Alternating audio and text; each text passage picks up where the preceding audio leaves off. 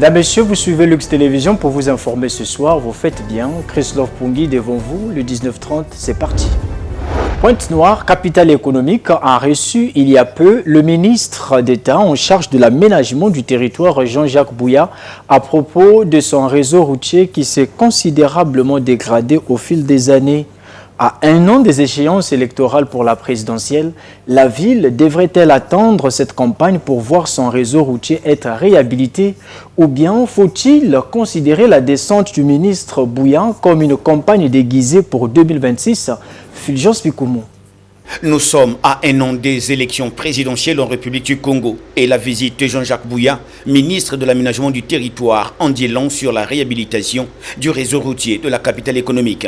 C'est une visite qu'on qualifierait de passation de consignes avec les entreprises ayant reçu des marchés publics pour relancer maintenant les travaux afin de corroborer la fin de ceux-ci au déroulement même de la campagne électorale, ce qui permettra aux candidats de la majorité présidentielle d'inaugurer ces routes comme bilan positif de son exercice.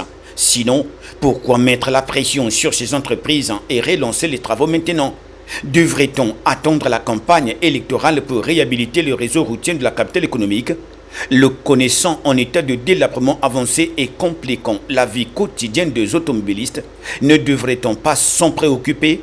Réhabiliter des avenues de Pointe-Noire pour une circulation optimale et désengorgée, serait cela la gloire d'une personne ou la capacité d'une municipalité à se mobiliser pour développer les infrastructures de sa localité?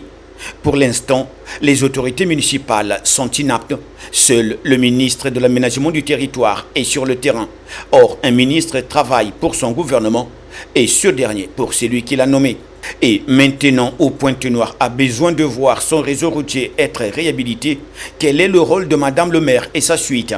Les routes, pourtant essentielles au bon fonctionnement de la ville, semblent ignorées depuis trop longtemps.